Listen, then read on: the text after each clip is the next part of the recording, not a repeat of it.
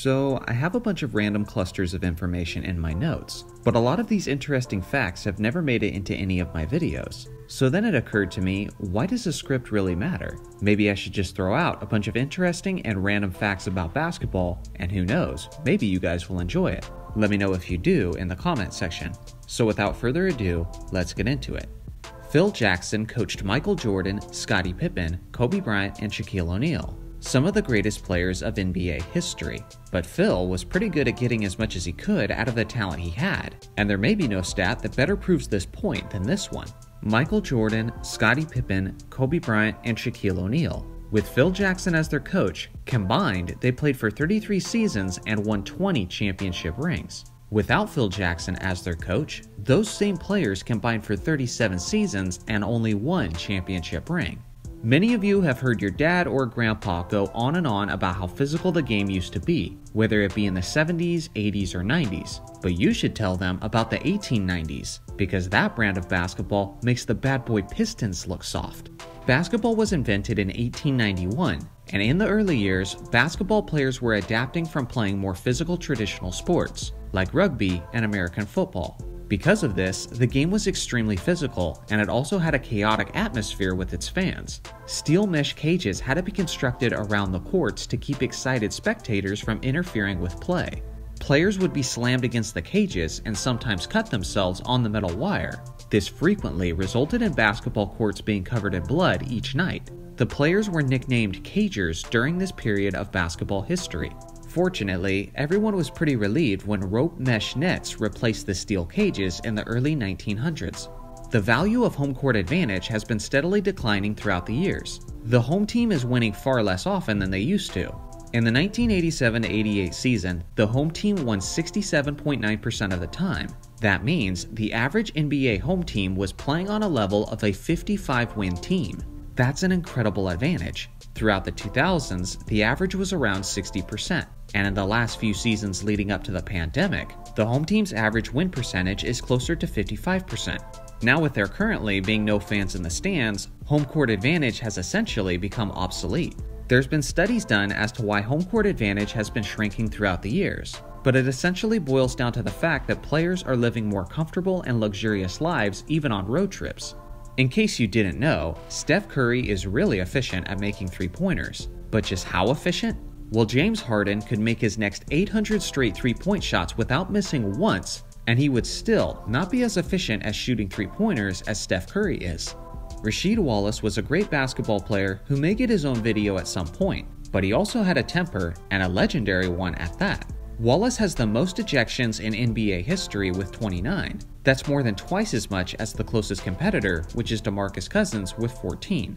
If Michael Jordan did not exist, Karl Malone would go from 0 scoring titles to 5, which would put him only behind Wilt Chamberlain for the most of all time. A lot of people say that John Stockton is the all-time assist leader because of his longevity, but if that's your opinion, consider this. Of the 6 highest assists per game seasons of all time, John Stockton has 5 of them. Only one player in NBA history has over 25,000 points, 10,000 rebounds, 5,000 assists, 1,500 steals, and 1,500 blocks. Got any guesses on who that player is? That player is the all-time great power forward, Kevin Garnett. Shaquille O'Neal wasn't a very good free throw shooter, but just how bad was he? Well, consider this. Based on history, there's a greater chance of either the Lakers or Celtics making the NBA Finals on any given season than there is of Shaquille O'Neal making a free throw. Kobe Bryant and Dirk Nowitzki were both adapting to the evolving NBA as their careers came to a close. Each player's final season was very low scoring by their standards, but they were also the seasons where they shot easily their highest percentage of three-point attempts.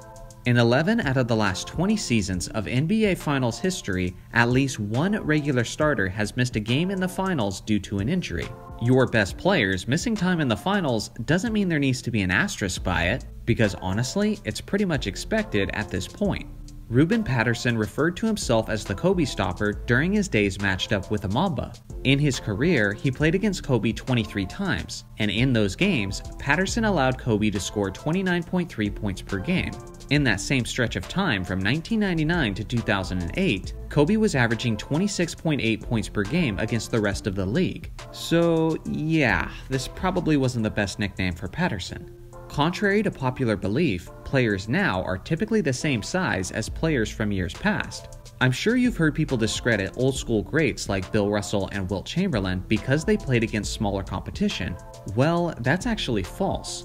The average height of the modern player is 6 foot 6 inches tall. Throughout the majority of the 1960s, it was also 6 foot 6 inches tall. And throughout the 80s, 90s, and 2000s, it was actually an inch taller at 6'7". The argument can still be made that players today are generally more athletic than players from years past. But as far as taller, no, that's absolutely incorrect. They say defense wins championships, and more often than not, this is actually true. 42 championship teams of NBA history were ranked in the top 5 of the league offensively, while 53 championship teams were ranked in the top 5 in the league defensively. Speaking of defense winning championships, the 1961, 63, and 64 Celtics are the only teams to ever win the championship as the best defensive team, while also being the worst offensive team in the league. Obviously, Bill Russell's greatness had a lot to do with that. There still has never been a team to win the championship as the best offensive team, while also being the worst defensive team. But Brooklyn looks like they might get close to that accomplishment this season. Speaking of this year's Nets, Brooklyn is averaging a ridiculous 121.1 points per game as a team. That's the highest team points per game average since the 1984 Denver Nuggets, who put up 123.7 points per game. Denver had the second worst defense in the league that season, so there's at least a couple things they have in common with Brooklyn.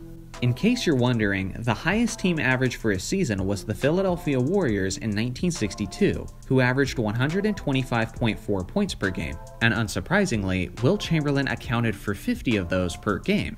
There has only been one player to ever lead his team to back-to-back championships while being the only All-Star on his team, and that was Akeem Olajuwon in the 1994 and 1995 season. When Wilt Chamberlain averaged over 50 points and over 25 rebounds in 1962, believe it or not, he was actually not the league's MVP that season. That honor went to the Celtics' Bill Russell, and Oscar Robertson, who averaged a triple-double that season, also finished with more first-place votes than Wilt Chamberlain did. The first basketball game in the history of the world took place in 1891 in Springfield, Massachusetts, which apparently had a peach basket that was nailed to some railing of a gymnasium. The game lasted for 30 minutes and had an epic final score of 1-0. John Mankin was a 6'8" center who played 7 seasons in the BAA and NBA from 1946 to 1953. He played for several teams, and among them was the Boston Celtics. Now here's the thing. Mankin liked to shoot the basketball, but he wasn't very good at it. Unfortunately, he had the worst career field goal percentage of all time at 27.2%.